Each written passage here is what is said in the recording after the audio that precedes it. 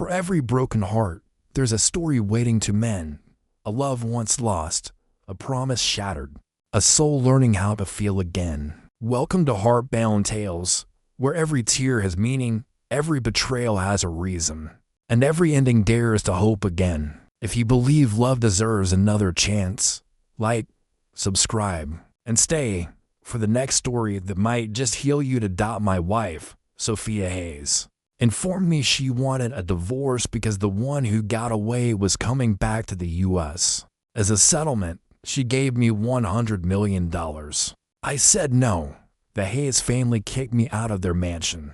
She hit me in the head with the divorce papers. She threatened my parents and my sister's jobs. She even paid goons to shatter both of my legs. I finally signed the paperwork and left with nothing. I saw the happy pair come together. Then they threw me into a river and I died. When I opened my eyes again, I was back on the day Sophia told me she wanted a divorce. Cole, let's get a divorce. Ryan is on his way back from Europe. In the living area of our villa, I watched Sophia slide a completed divorce paperwork across the coffee table, a small smile on her lips. I'll give you $100 million. It's more than enough for you to live on for the rest of your life. I signed the paperwork, tears welling in my eyes. I shoved the check back toward her as my mind was screaming, just sign the dang thing. I don't want to stay here 1 second longer. Sophia's hand paused over the signature line. Her eyes raced around the room, but she noticed nothing out of the ordinary. Just as she was about to sign, the voice rang in her thoughts again. What are you looking at? Stop wasting my time. I've got 10 dates lined up. 60 million in a high-interest savings account. 10 million each for mom, dad, and my sister. And the last 10 million, well, that's for having some fun. There were only 2 of us in the living room, and I hadn't opened my mouth. She was certain somehow that she was hearing my thoughts. But wasn't I meant to be her sad, faithful lapdog? Why the rapid change? Or did I know something she didn't? Something that made me desperate to divorce her. Sophia unexpectedly cut off my stream of thought. She was scared if she heard any more, she'd beat me to a pulp. Give me all 3 copies of the agreement. I glanced at her, stunned. The check wasn't in my possession yet. Swallowing my pride, I handed the 3 copies back to her. This wasn't the first time Sophia had requested for a divorce. She tried 5 years ago, but her dear Ryan stood her up. We got as far as the divorce papers the time, too, but I had refused to sign. After that, her attitude toward me altered, turning more colder. 3 years ago, she brought it up again, stating Ryan was finally returning home. It was the same story, the same scene. This time, she exiled me from the master bedroom to the guest room down the hall. I was foolish enough to think she was just having a tantrum. But for the following 2 years, I resided in the guest room, including today. This was the 3rd time. You only cry wolf so many times. But Sophia looked determined to fall into the same trap for a 3rd time. I was tired. So exhausted. If it weren't for the $100 million severance payment, I would have been long gone. But this time, I had consented, and she was the one hesitating. I tested the waters. So, when should we go to the courthouse to complete this? There's an obligatory 1-month waiting period. Sophia eyed me up and down, a full body scan. Seeing nothing amiss, she spoke, her voice like ice. If you're that ready to get divorced, I don't mind making sure you go away with nothing. I was about to reply when her phone rang. I watched her pick it up, her voice instantly softening into a delicate coo. Ryan, you claimed you're an hour from Seattle. I'll head to the airport to pick you up right now. Of course. In Sophia's world, Ryan always came first. She caught my calm, tranquil stare and let out a snarl. Don't play these push and pull games with me, Cole. You'll never be half the man he is. Now, come with me to the airport. You need to see for yourself how large the distance between you 2 actually is. I stared at her triumphant expression, biting my lips so hard. I tasted blood. Tears burnt my eyes. I never realized I could be so useless in her eyes. I nodded, but my thoughts was already racing forward. Fine, the airport it is. The sooner I can shove the two together, the sooner I can grab my 100 million and run. Get away from this nasty woman. There's the whole world of brighter opportunities waiting for me. Hearing my thoughts, a flicker of surprise crossed Sophia's face, immediately replaced by a flash of wrath. "You'd better remember your place," she yelled. She gazed at me one last time before grabbing the divorce papers and disappearing in the master bedroom, locking the door firmly behind her. I knew she kept us safe in there. She was probably locking the papers away, afraid I'd steal them. I went back to the guest room and changed into a drab gray sweatsuit, making myself look as plain and unassuming as possible. I met Sophia 6 years ago. Her perfect Ryan had just dumped her and left for Europe. I was delivering for Uber Eats when I found her passed out cold outside a bar. Out of a sense of justice, I took her home. One thing led to another. The next day, she tracked me down and dragged me to the courthouse to get married. Her parents were vehemently opposed, but Sophia shut them down single-handedly. For the first year, she tried to play the part of a wife. She even got my parents and sister stable jobs. We never connected on a deeper level, but she did everything a wife was supposed to do. I was content. I thought that with enough effort, I could win her over, or at least win her parents' approval. Then, a year in, I overheard her on the phone with Ryan. He was supposed to come back in a month. He never did, and somehow, Sophia decided it was my fault. She handed me divorce papers and offered me 50 million to walk away. But I was head over heels for her. Then my family pleaded with me, but I wouldn't listen. I truly believed my love could bridge the chasm between our worlds. I refused to sign. Her attitude toward me plummeted. Her face began to show open disgust and resentment. She cut off my allowance. 3 years ago, she got another call. Ryan was coming back. She demanded a divorce again. I refused again and again. Ryan was a no-show. She blamed it all on me and kicked me out of her bedroom. We've been living separate lives ever since. She treated me like a servant and I acted like a pathetic dog, waiting for her to have a change of heart. But this time, I had no doubt. Ryan was definitely coming back. On the drive to Seattle, Tacoma, Sophia kept trying to start conversation. I deliberately kept my face a mask of cold indifference, cultivating an atmosphere of discord. In my last life, I had spent 6 years trying to warm her heart, only to find out it was made of solid iron. All my efforts earned me was pain. She threatened my family. She had my leg broken. She left me with nothing. She watched as I was thrown into a river to die. The memory was a knife twisting in my gut. Sophia, if I could do it all over again, I would have rather watched you get taken advantage of that night. Sophia's hands jerked on the steering wheel. The car behind us swerved violently, the driver getting out, ready to yell. Then seeing Sophia's face and the expensive car she was driving, just muttered a few curses and drove off. "Sophia, I've missed you so much." Ryan Crawford was beaming, pulling her into a tight, possessive hug. Pressed together like that, anyone would assume they were the couple. Unlike last time, I just stood a good distance away, a picture of indifference. I timed them. They held on for nearly 3 minutes. Finally, Ryan looked over at me. "You must be Cole." I felt a surge of contempt, but kept my voice neutral. "Right, man, I'm Cole, Sophia's soon-to-be ex-husband." I gestured between them. "You haven't seen each other in years. I bet you have a lot to talk about, right?" I turned to Sophia. "Saf, I just remembered my buddy Mark needed me for something. I'm going to take off. You to catch up. Go on. You to snakes. Get over with so you can't hurt anyone else." I made to leave to give them their space. Hearing the word snakes, Sophia's face flushed with anger. She spun on me. "You think you're being so magnanimous, don't you? Trying to get my attention. Is that it, Cole? Your little games are pathetic. I will divorce you, but not right now." Her words were a knife in my heart. It hurt. It really hurt. $100 million is on the table. I divorce you this very second. Sophia, I just see things clearly now.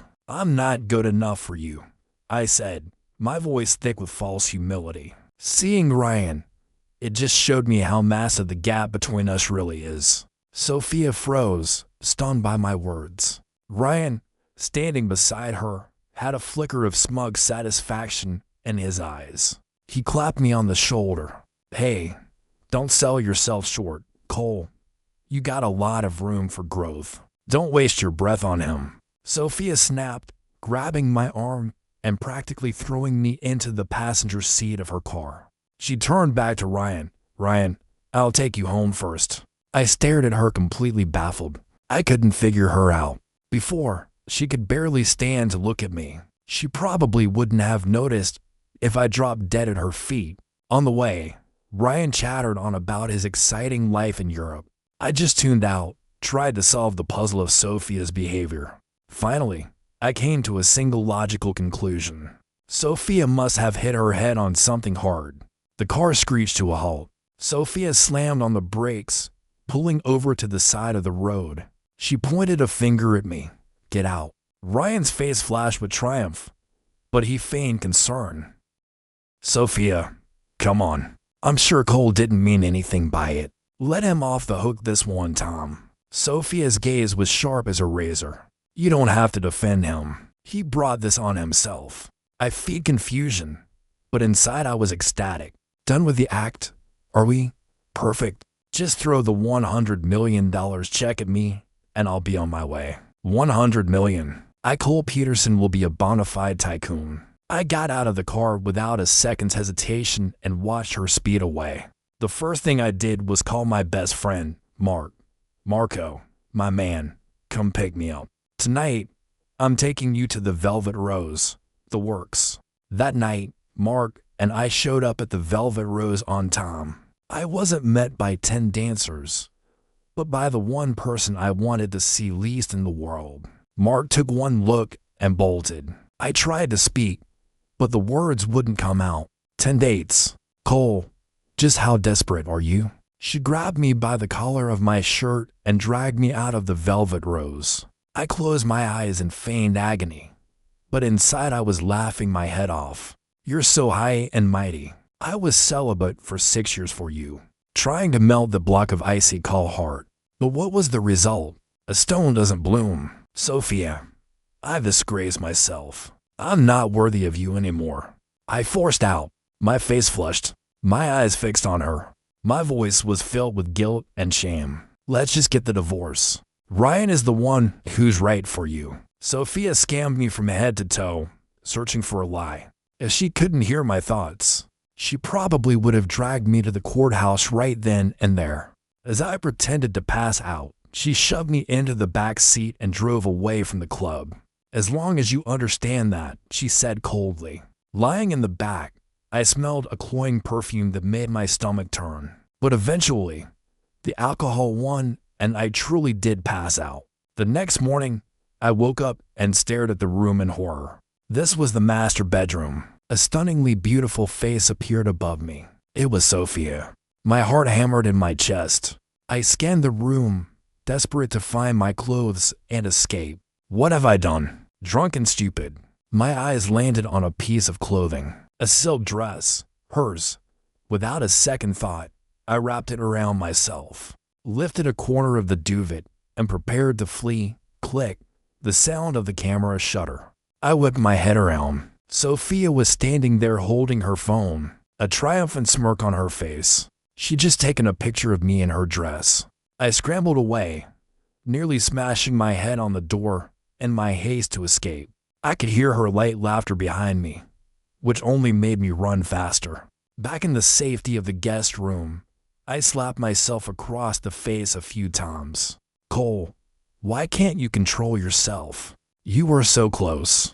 A few more days and you'd have been divorced with $100 million. And now you've handed all the power right back to her. As I was trying to figure out how to salvage the situation, I heard Sophia's voice from outside the door. Get dressed. Come out for breakfast. Then you're coming to the office with me. I was speechless, but I mumbled my agreement. On the way, we both tacitly avoided any mention of last night. As we walked into the office building, I held the door for Sophia, hearing the whispers of her employees around us. Did you see that? Cole was with Ms. Hayes. You think last night they no way. Miss Hayes has been waiting for Mr. Crawford for 6 years. Now that he's back, Cole's probably going to be kicked to the curb any day now. I give it 3 months. 1 month. Sophia's expression grew colder. But I didn't care. I'd heard this kind of talk a dozen times before. I was numb to it.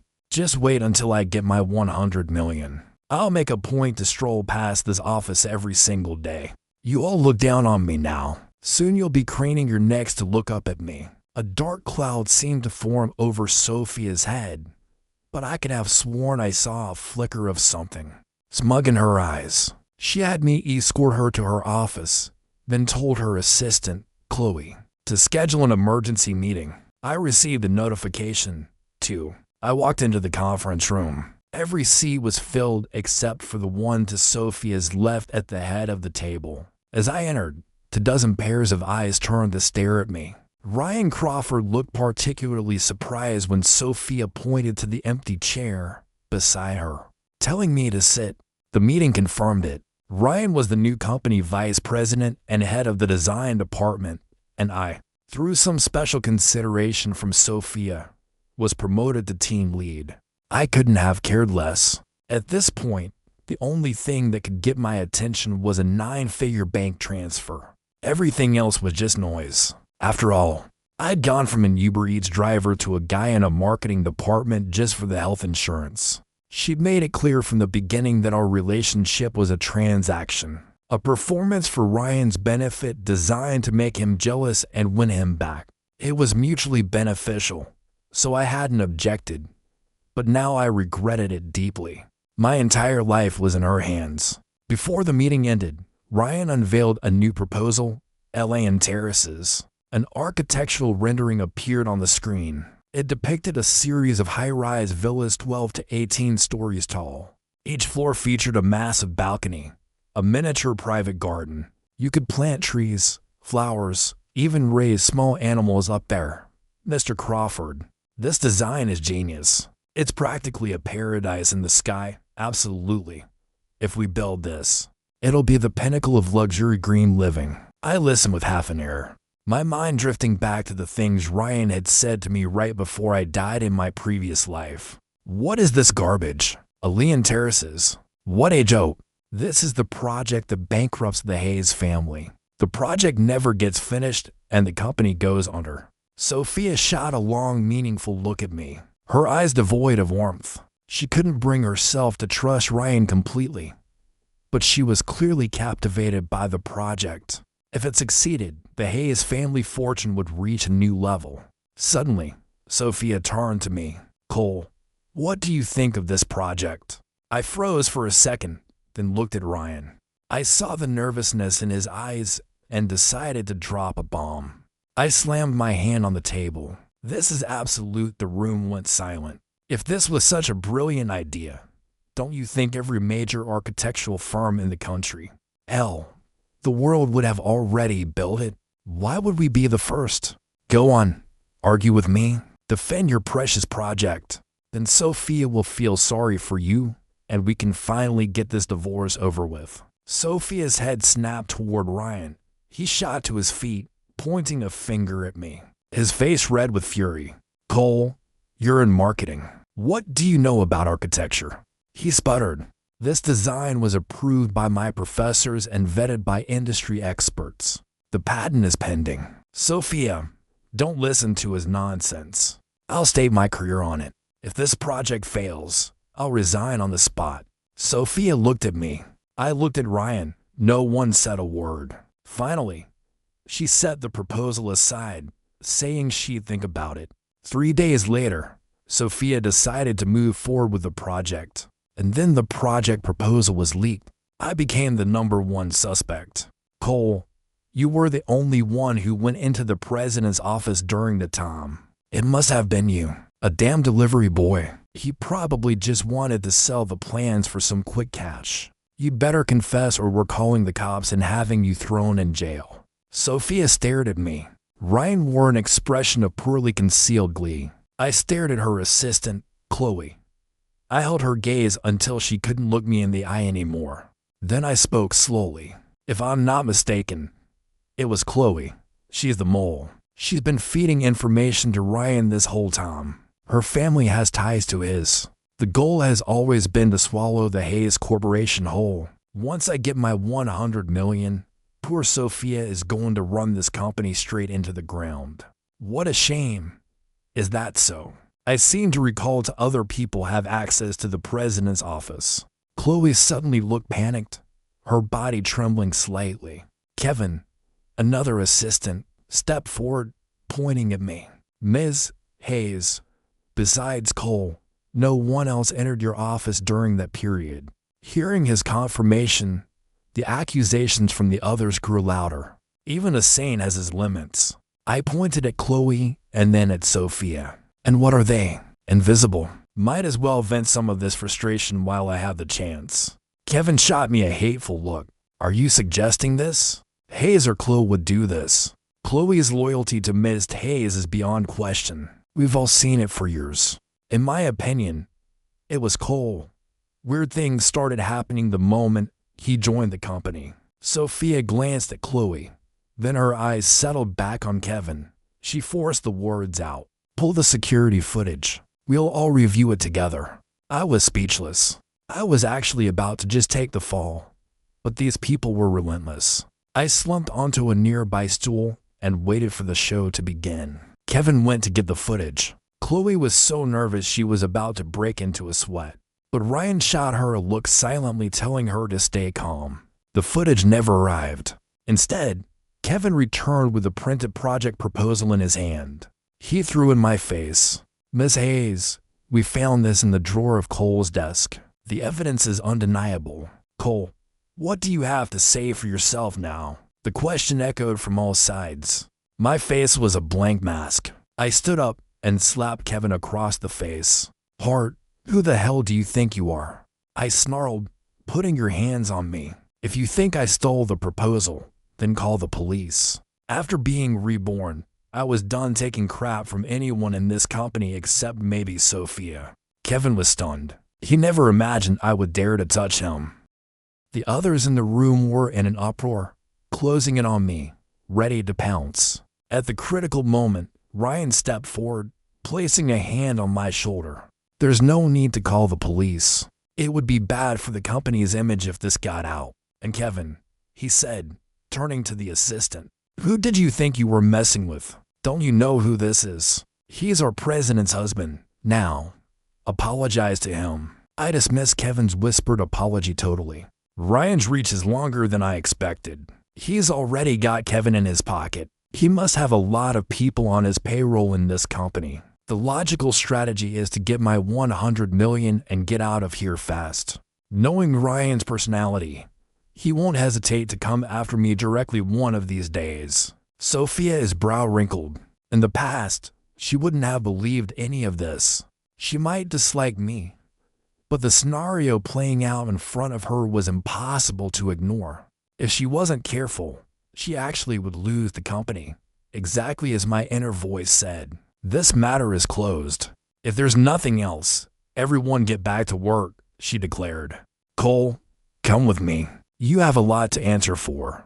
I followed her out of the meeting room and out of the corporate building entirely. She paused on the sidewalk and stared at me, her countenance a complex blend of emotions. Cole, are you really this desperate for a divorce? I didn't answer.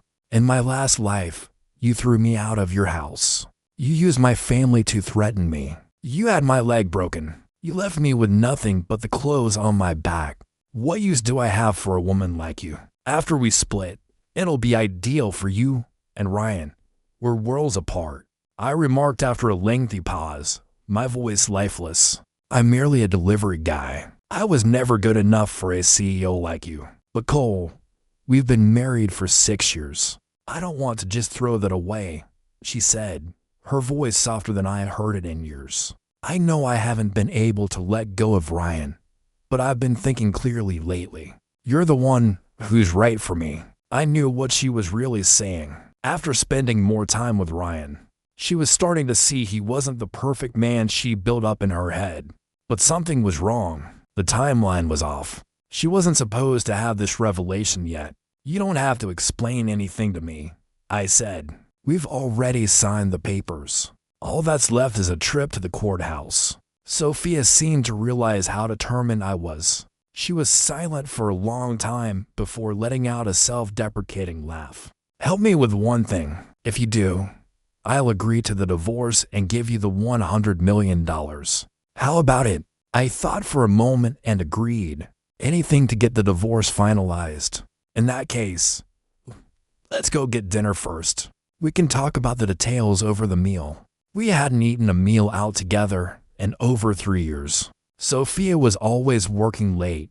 I knew she had a sensitive stomach, so I'd learned to cook easily digestible meals for her. I was afraid of her anger, so I'd always leave the food at her office door for Chloe to give to her.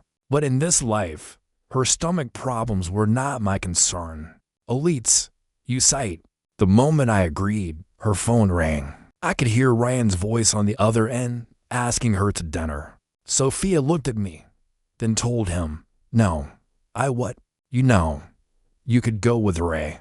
Sophia's icy glare cut me off, and I swallowed the rest of the sentence. When the waiter handed us the menus, I watched as she ordered more than a dozen dishes. All of them were seafood, and I'm allergic to seafood. As I sat there without touching a single bite, she finally seemed to remember. "You're allergic to seafood. Why didn't you tell me?" I was beyond words. I had told her. She just never bothered to remember. Leaving the restaurant, my mood was heavy. The favor Sophia wanted was simple. She wanted me to find proof of Ryan's crimes. Before I died in my last life, Ryan had gloatingly confessed everything to me. But most of those crimes hadn't happened yet in this timeline. I needed someone to watch him. I could understand why she came to me. I was a small target. Ryan would never see me as a threat. But who could I ask? Just then, my phone rang. It was Mark. "Cole, you got to get over here, man. Our buddy Gator won $2 million in the lottery." A plan clicked into place. "Marco, listen to me. You need to keep Gator there for 20 minutes, whatever it takes, and get his phone away from him." After hanging up, I turned to Sophia. "Can you give me a ride to the Sunset Commerce Center? It's urgent." Sophia looked surprised but nodded. "Let's go." The usual 20-minute drive took less than 15. The moment I got out of the car, a figure charged at me. Behind him, another man was yelling, "Cole, stop him. Stop Gator." I reacted instantly, grabbing the knife from the charging man's hand and pinning his arms behind his back. Mark ran up and helped me wrestle our friend Gator under control. Gator's eyes were bloodshot, and he was screaming, "Let me go. I'm going to kill that scammer. I've got nothing left. My house, my job.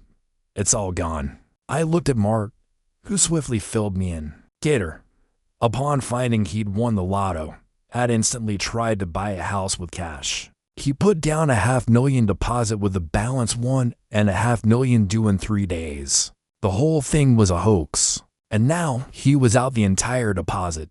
"Gator, calm down," Mark pleaded. "You're not just living for yourself anymore. You have your mom, your wife, your son. We can help you through this. Cole and I are your best pals." Gator's eyes, which had brightened for a moment, darkened again. He knew Mark was simply trying to make him feel better. He knew our financial difficulties. I sighed and took a bank card from my pocket, placing it into Gator's hand.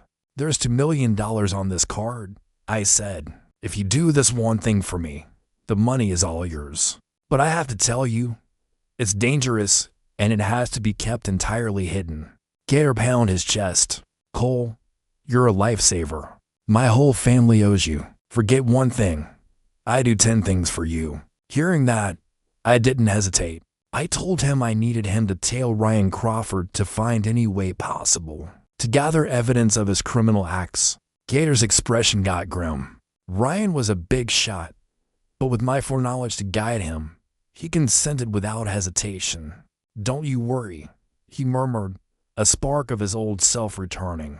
They don't call me the best freaking bike courier in Seattle for nothing. Tailing individuals is my specialty. After getting Gator comfortable, I discovered Sophia had been waiting the whole time. She noticed me and walked over swiftly. "Cole, now that that's sorted, come home with me." I believe she meant the villa, but she drove me to the old Hayes family estate. I'd only gone to this mansion twice in 6 years. The first time was before our wedding when my parents arrived to discuss the plans. The second was right after for the typical post-wedding visit. I was ejected out very immediately and had never been back since. "Sophia, I should probably just go back," I said. I was preparing to take the money and run. The last thing I wanted was to confront her parents. Sophia shook her head, clutching my hand. Her grip was tight. "We'll face them together." Just as I was going to complain, I saw Ryan Crawford approaching toward us. He was clothed in an expensive designer suit, a multi-million-dollar watch shining on his wrist. The message was plain. I glanced at him coldly. He was the reason I died. If I could, I would destroy him. But I know my boundaries. "Sophia, let's go inside. Your parents are waiting," Ryan remarked, casting me a scornful sneer before trying to grasp Sophia's hand. I attempted to delicately withdraw my hand away from Sophia's, but her grip was like iron. "You're my husband. Cole, stop trying to run away." I looked at Ryan. The threat in his eyes was apparent, a searing anger directed right at me. Sophia frowned slightly, but didn't say anything. The dinner began. From the start, my father and mother-in-law did nothing but laud Ryan. I attempted to play along, subtly nudging Sophia and Ryan together. But every time I did, Sophia deftly deflected my attempts. I swear it was like she could read my mind. "So Ryan, you're not planning on leaving this time. That's amazing. You and our Sophia should spend more time together." My mother-in-law cooped, staring at him the way a woman looks at her perfect son-in-law. "He's the VP at the company now, sweetheart.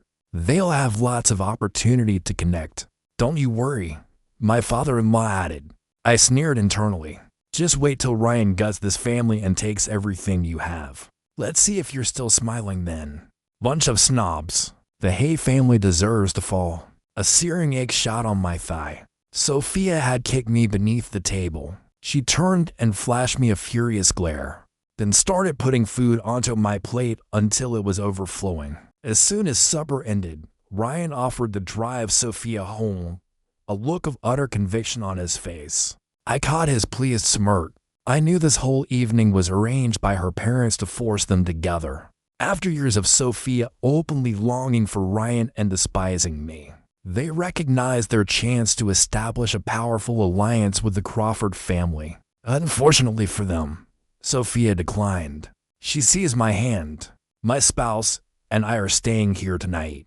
"Sophia, don't be ridiculous," her mother snapped. Her father chimed in. "That boy may have saved you once, but you've been married to him for years. That loan has been repaid. Can't you see Ryan still has affection for you? This is the chance you've been waiting for." I observed their performance silently, my mind focused on how to receive my $100 million payout. But Sophia's following remarks utterly shocked me.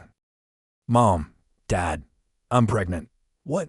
But you two have been sleeping in different rooms." Her mother's voice increased, frantic for confirmation. Her father was even more incensed, turning on me with a shower of invective. I was ready to explain when Sophia threw me a look that screamed $100 million, and I was compelled to stay mute. Finally, her parents accepted the new reality. For the first time ever, they offered me to spend the night at the family estate. Later that night, Sophia returned to my room, but I firmly denied her approaches. A month later, the Alien Terraces project formally debuted, and Ryan began to make his move. The evidence from Gator was damning. Ryan was meeting privately with rival banks and the Miller family, a competitor. Sophia finally grasped what was occurring, but it was too late. Ryan had already signed a number of contractual contracts, and the company's CFO had wired the money. If they backed out now, The company's cash flow would be utterly severed. Even I was astonished. I hadn't realized Ryan had managed to acquire the chief financial officer. Just as Sophia was rushing for a solution, Ryan appeared at her office, flanked by Chloe and Kevin. "Sophia, I know you've been investigating me," he stated coolly. "But what does it matter? The Hayes Corporation's cash flow is gone. The banks won't grant you a loan. Your only option is to pass the company over to me. Otherwise, it's not only you who will suffer. You won't be able to defend your parents or even priceless coal." Sophia shook her head, glancing at her former assistants. "I can't believe you would betray me, too. I always felt I never wronged you. I had such high hopes for you both. Is this how you reward me?" Chloe looked aside, a glimmer of remorse on her face. But Kevin grabbed her hand and hissed, "Is that so, Ms. Hayes? I loathe individuals like you who say one thing and do another. We don't care about your great hopes. Remember when you were devastated and you set a rule that no one in the office may date? You stated you'd fire any couple you found. Chloe and I were already engaged then. You kept us back for 6 years." Listening to this quiet drama from the next room, I felt a twinge of sadness. But it was evident neither of them had been willing to give up their high-paying positions. In the end, they had chosen their own decisions. Of course, Sophia was wrong, too. You shouldn't put your pain on others. Just then, the office doors burst open. Sophia's parents entered, followed by several police officers who surrounded Ryan and his 2 accomplices. Ryan, Sophia's father, said, his voice like steel, "You believed you had planned for everything, but you failed to comprehend that this was all part of my plan. I simply offered you an opening. I wanted to take out all the rats from this company in one stroke. Corporate espionage, kidnapping, and that sexual assault charge from your time in Europe. I guess you'll be spending the rest of your life in prison." Chloe and Kevin sank to their knees, asking for mercy. But Sophia gave them no chance to speak. "You wanted to be star-crossed lovers. A prison cell should be incredibly romantic for you, too." As the cops led them away, she turned around, but I was gone. She started ringing my phone furiously, but it was as if I had vanished from the face of the world. Then she recalled something and ran home. At the villa, all my possessions were gone. Even a wedding photo on the wall had been cut in half, my side pulled away. She looked feverishly, finally ending up in front of the open safe. Only 2 copies of the divorce agreement remained inside. She pulled them out and tore them to tears. Next, she went to my parents and sister, but got the same answer. They didn't know where I was. Left with no other choice, she tracked down Mark and Gator. All they offered her was a single signed copy of the divorce agreement. Cole stated he doesn't want to see you right now. Mark warned her, "Not unless you agree to the divorce." Sophia stood there shocked. She shook her head. "I don't agree. I don't believe he can really abandon his parents and sister." When Mark conveyed the message, I wasn't surprised. I knew that after successfully knocking down Ryan, Sophia wouldn't let me go lightly. But I couldn't face the sight of her. The day I departed was the anniversary of the day I was drowned in the river. I knew Ryan's men did it, but Sophia's actions had led to it. So, even if I never saw the $100 million, I would never be with her again. It was a line I couldn't cross. A few days later, $100 million landed in my bank account. I gave 10% to my parents and my sister. I used a respite to aid a disadvantaged isolated town in the Pacific Northwest. The place didn't have a single paved road. When it rained, the dirt tracks transformed into a sea of muck, impassable even for tractors. I used the money to buy gravel, and alongside the villagers, we built a road to a better future. The hamlet had amazing natural tourism potential. I started functioning as a guide, exhibiting the clean, unadulterated beauty of the place. Videos I shared became viral, and soon more and more tourists started coming. B&Bs and farm-to-table eateries began to spring up, and then one day, I saw the one person I never wanted to see again. Sophia acted like any other visitor, exhibiting no sign of causing trouble. She didn't speak a single word to me the entire day. It wasn't until midnight that she approached me. I was going to deny her request for a walk, but then she handed me a small document, a divorce decree. I fell silent. We strolled along a tree-lined path. The streetlights were strong, sending our shadows far behind us. My stomach rumbled, and Sophia heard it. She took my hand and led me to a hot pot restaurant. I watched as she ordered a mound of items piling up on the table. They were all my favorites. I didn't understand her reasons, but I let myself enjoy the meal. In this new existence, I vowed I wouldn't deny myself simple pleasures, especially not delicious food. She ordered so much that I could only eat a small amount of each item. Sophia didn't seem to mind delving in with the same passion I did. For a moment, it reminded me of the old days after a long shift when Mark Gator and I would munch meat and drink beer much like this. Watching her eat so voraciously, I stopped her. Her stomach had always been weak. She couldn't eat like this. What? We're divorced now and you're still worrying about me? I thought I detected a small giggle in her voice. Who's worrying about you? I'm only scared Miss Hayes will take in well here and upset her trip arrangements for tomorrow. Is that so? Well, even though we're divorced, you still have a responsibility toward me, she continued, her voice quiet. To be precise, you have a responsibility toward the child in my tummy. Her words struck me like lightning. My face turned crimson. I wanted to run, but my feet were rooted to the spot. Cole, I can vouch for her. What she said is true. I can prove it too. Two voices chimed in. I turned to see Mark and Gator. Behind them stood my parents and my sister. My face stiffened when she tried to use my family to coerce me. Sophia, if the child is really mine, I'll raise it, but we can never be together. Sophia's face fell. She could hear my thoughts. So, she knew I was reborn. She recognized that after all the faults she did in our last life, I couldn't forgive her. Just then, her parents walked in. They merely sighed, saying nothing. 8 months later, the babies were born. A set of twins, a boy and a girl. Sophia placed them in my care, using it as a pretext to visit me often, but I ignored her totally. She would often whisper to herself when she thought I wasn't listening. Cole, I was mistaken. I know you came back, but why can't you just give me one more chance?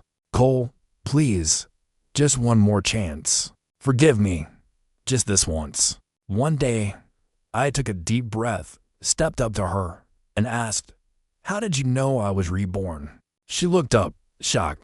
You think being reborn is some cheap trick?